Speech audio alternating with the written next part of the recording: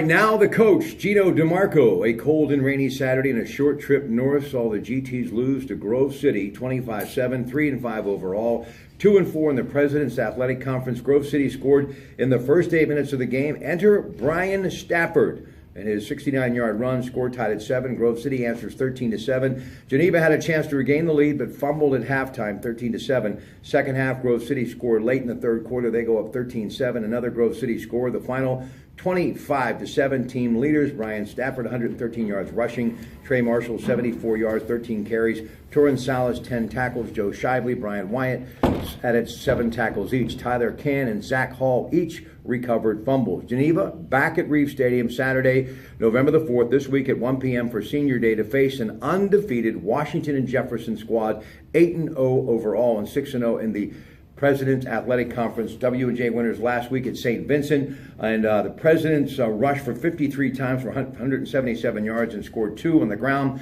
Players to watch: Justin Vickles, senior running back from Brentwood; Jacob Adams, sophomore quarterback from Louisville, Ohio; Matt Haslam, quarterback senior from McDonald, Pennsylvania, Fort Cherry High School, of course; and Brandon Toy, wide receiver from Katanning. O'Shea Anderson, senior quarterback from Rochester, picked off a pass in the win against St. Vincent. 1:41 left to seal the win. Now all of that is done. I'm going to enjoy some Sheets coffee and let the coach talk about this one and what he's been saying. They're giving these things away, Coach. Yeah, we violate the first commandment of football, is thou shalt not beat thyself. And we continue to do that. And what it amounts to is this: in the last 3 weeks, the timing with what we do in our offense, the timing has to be so precise. It has to be so precise. And there's some things that have attributed to the fact that the timing's been off. We fix those. Fumbles are absolutely, just killing us. And a lot of that quarterback center exchange, quarterback B-back mesh, we're trying to fix it. I mean, our kids, they don't want to fumble. It's just, again, we're in the second year learning this offense, and we have put ourselves in a real good position to be very, very competitive in this league. And this is a very tough league. Very tough league. We were all exchanging text messages yesterday, he and his brother Sam and I was at home doing some research and work for today's shows, and it was like going from last week, good football team. They too, like you, gave a lot away and finally put it together, much better than their record indicated. And obviously we have seen some of the teams that they have played earlier in the year, and then now this juggernaut coming up this week in W&J. This is a schedule that is not for the faint of heart, and if you're looking for good competitive football, and I know you'd love to see more wins, this is great football. These are some really talented teams, and I was going over the roster of W&J, and a lot of these young men from Pittsburgh and very, very recognizable high schools with great high school careers taking it to the next level. And you see a player like a Trey Marshall here at Geneva, so this is good football. Yeah, W&J's done a tremendous job over the years. I mean, it started with John Lockhart in the early 90s. Banizak. And Banny was there. And I tell you what Mike Sirianni's done there has been, he just continued it. And offensively, they're a machine. The thing that's happening now defensively is they create a lot of turnovers. We've always played them tough, competitively. I think for our guys, we're at the point where during the season, there's going to be one game that no matter what you do as a coach with your players, they're going to play below their capability. And then there's going to be one game that no matter what you do as a coach, they're going to play above their capability.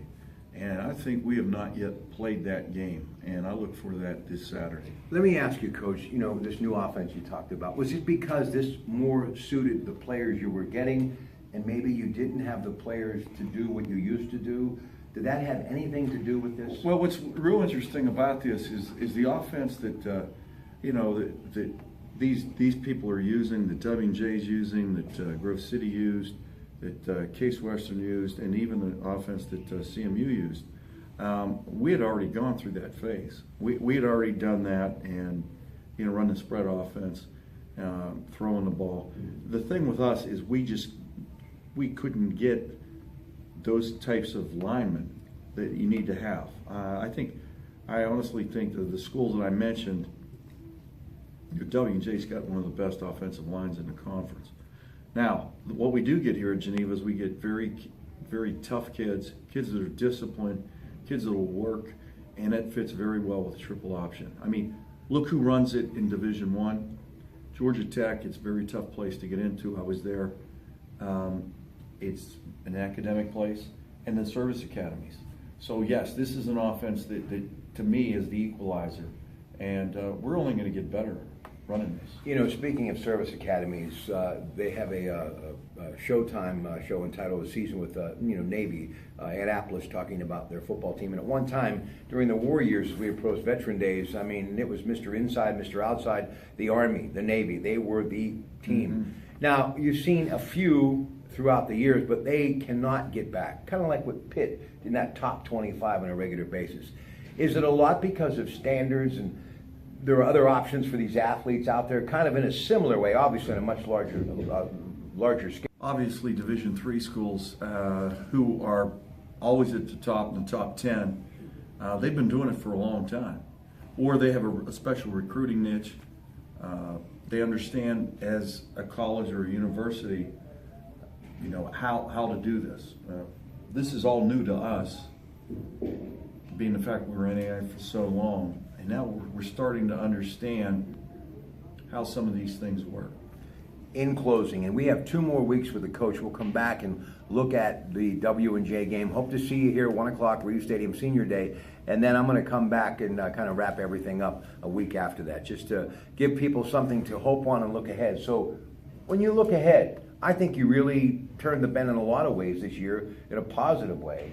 But to get it back where you will be satisfied, just like you were all of those years winning when it seemed to be automatic for you, where do you see this thing going during the offseason, and what do you think your mission is going to be? Thought about it briefly.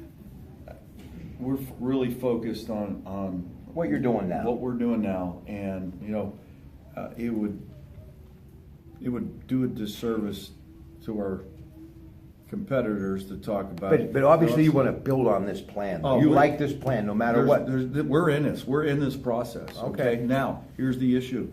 With this process, we understand we have the right system of play. We need to find the right pieces. Okay. We got a great coaching staff. The administration here is so supportive. We've got a tremendous facility. Beautiful facility. Our academic programs are so competitive. We're going to find a way, and it is. And it has been a long process of learning, but I feel very hopeful because our athletic director, vice president, our president, they understand the importance of football. Ladies and gentlemen, the coach, Gino DeMarco.